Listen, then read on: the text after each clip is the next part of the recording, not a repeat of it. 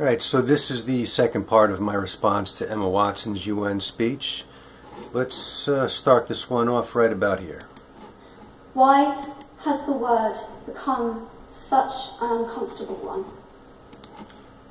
Feminism she's talking about. You never heard of the Kill All Men hashtag? Don't play dumb with me. I mean, am I really supposed to believe that you actually walked out onto the floor of the UN without ever once thinking to look into why people are abandoning feminism? Christ, just Google anti-feminism and have a field day reading all the arguments presented by feminism's biggest critics. I mean, you're speaking at the United fucking Nations. That's a very powerful position for you to be in. And like the saying goes, with great power comes great responsibility.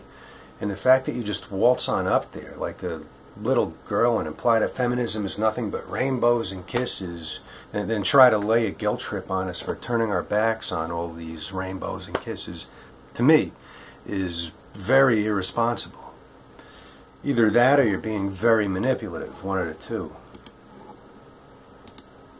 I am from Britain, and I think it is right that I am paid the same as my male counterparts. Are you implying that you weren't paid as much as Rupert Grint? Because he was your male counterpart in the Harry Potter films. Emma, if I find out that you made more money on the films than he did, I'm going to be very disappointed in you. But as far as the mythical feminist wage gap goes, I'm not going to even bother rebutting it. Because it's just been debunked so many times already. You could just Google wage gap debunked yourself. Actually, if you're really interested in finding out all the facts behind the wage gap, then you should read this book right here, Why Men Earn More by Dr. Warren Farrell. It goes into great detail explaining how the wage gap closes once you factor in all the variables like career choice, amount of hours worked, years spent working at the company, education, experience, ability to relocate, etc. Essentially, women earning less has nothing to do with sexism and everything to do with personal choice. And since you've been appointed as Goodwill Ambassador for UN Women and claim to care about these issues and wish to take responsibility for it, then I strongly consider it of utmost importance that you read this book so that you can get the lowdown on the situation. This way you won't go spouting out any more incorrect information regarding this topic. I think it is right that I should be able to make decisions about my own body. I think... You're applauding for it. Stop. Thank you. Alright, what decisions can't you make about your own body?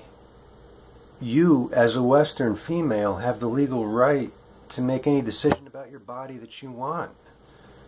I, however, as a man, don't. Unlike you, I have zero reproductive rights, and I had no say whatsoever when my foreskin was amputated, which is a major infringement on my right to bodily integrity. But somehow it's still perfectly legal.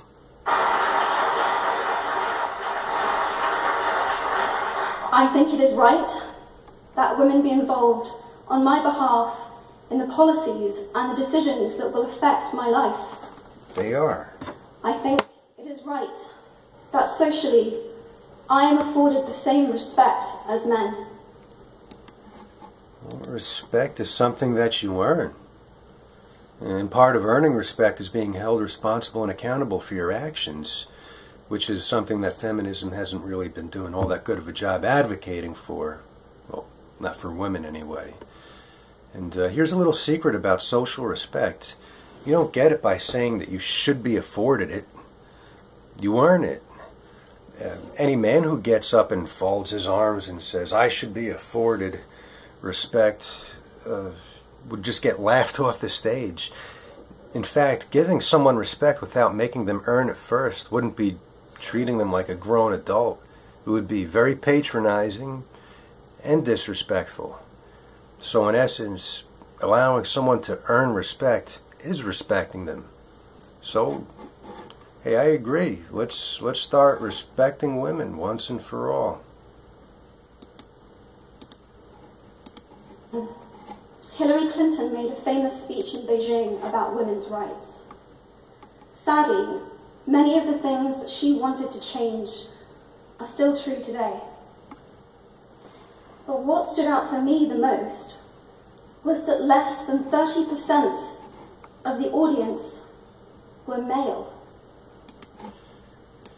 Yeah, maybe that's because all the men were out busting their asses working in the middle of the day so that they could earn a paycheck to support their family, while only the women have the free time to go out and attend speeches.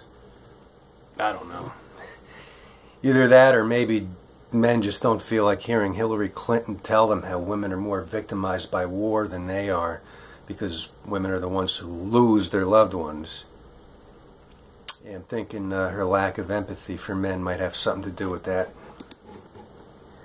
How can we affect change in the world when only half of it is invited or feel welcome to participate in the conversation?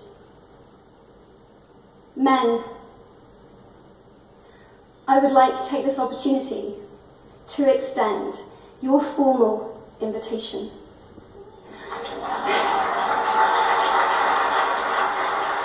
Well, that's very nice of you. I do appreciate the formal invite. And it is for that reason that I decided to make this response in the first place. Now, it is true that many men don't feel very welcome when it comes to the topic of gender equality. The main reason for this is that men have learned the hard way that every time they try to share some of their opinions on the matter, they often wind up getting their heads bitten off and called misogynists just for offering a slightly different perspective. Or sometimes we get accused of derailing the subject if we try to mention that we have issues that need to start getting addressed as well. But well, now that I have the formal invite, I feel more comfortable sharing my thoughts with you. But I'm going to tell you right now, it's not going to be a one-way conversation where you speak and we listen. No, this is going to be a two-way street.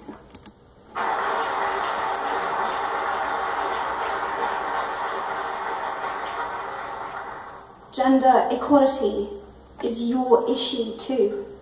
You think?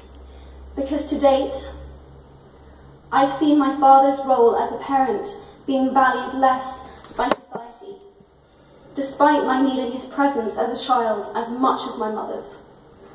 I've seen young men suffering from mental illness, unable to ask for help, for fear it would make them less of a man, or less of a man.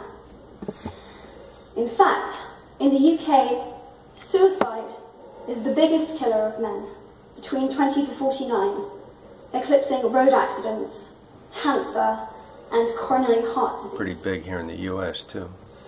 I've seen men made fragile and insecure by a distorted sense of what constitutes male success. Men don't have the benefits of equality either. It's interesting that you bring up fathers and the male suicide rate. If you check out suicide rates after divorce, you'll see that male suicide rates spike up drastically, while the female rate doesn't move at all. The reason for this is that men are the ones who generally lose everything after a divorce.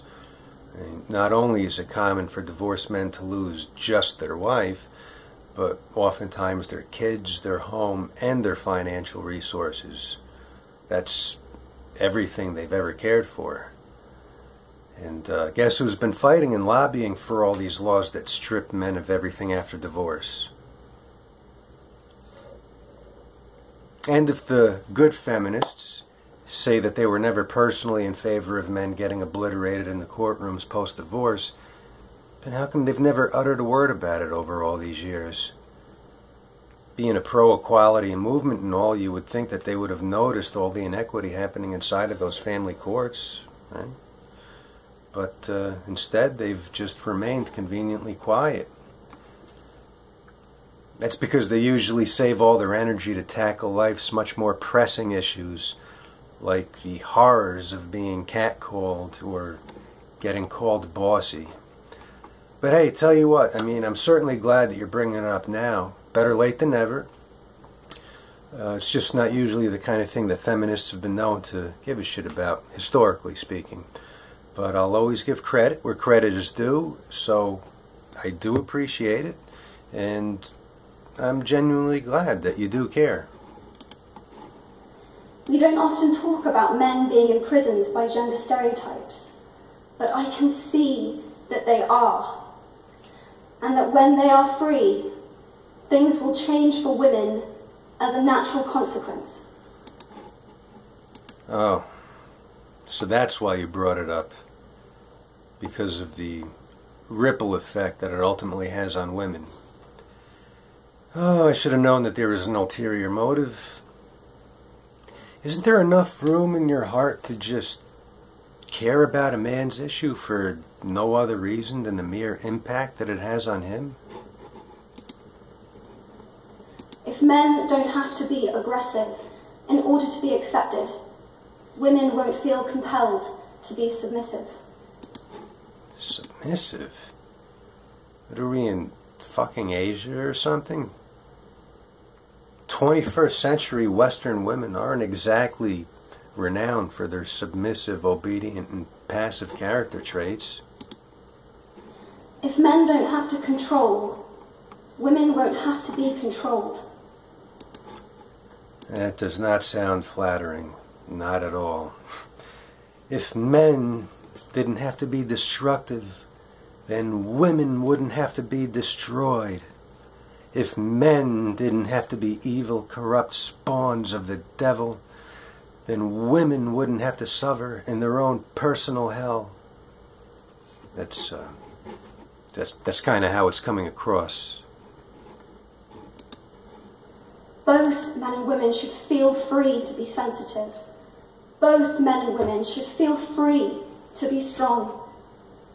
It is time that we all perceive gender on a spectrum instead of two sets of opposing ideals. Tell that to your feminist friends. Practice what you preach. If we stop defining each other by what we are not and start defining ourselves by who we are, we can all be freer. And this is what heforshe is about. It's about freedom. Is that what it's about? Because if I didn't know any better, I would have guessed that it was about feminists asking men to do more for women. All under the guise of equality. Because that's what equality is. Helping women. And helping men help women. I mean, yeah, it's nice of you to bring up a couple token male issues in an attempt to help make the deal sound a bit more appealing. But the main meat and potatoes of what you're saying here is that you want to tell men to gather up and do their part to better serve women. You say that you want change, but how is this any different? This isn't change, this is business as usual. Change would be for women to collectively help out men for a change. Women's issues have been getting addressed pretty much non-stop since the late 60s, ever since the second wave feminism movement. And throughout that time, the nuclear family has begun breaking down. Men and women are more segregated now than ever before. Men have been typecast as rapists and pigs. Plus, our ears are still ringing from the decades of feminists yelling that women don't need men, or women need men like a fish needs a bicycle. All the non-stop devaluing of men and pedestalizing of women that feminists have been engaging in has always been unsustainable. And now that it's slowly starting to unravel and split apart around the seams, you want men to help you fix feminism. No. No. Let it die.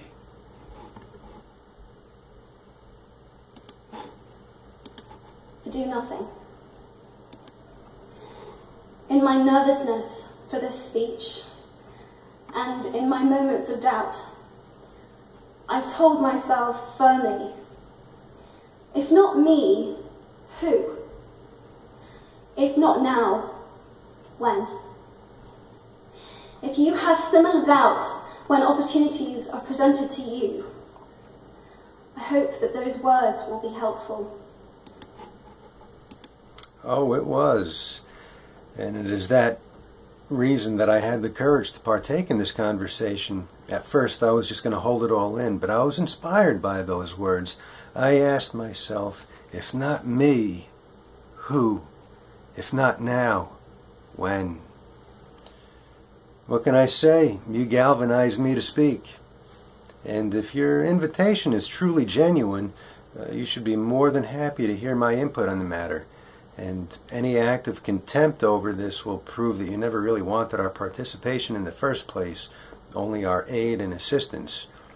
And I encourage everyone else who got their formal invitation to feel free to participate as well. Don't feel as though it's too late or this is yesterday's news. This invitation has no expiration. How often does a feminist formally invite you to the conversation regarding gender inequality? So don't hold back. Make your voice heard. And if any of you are in doubt, don't forget to ask yourself, if not me, who? If not now, when?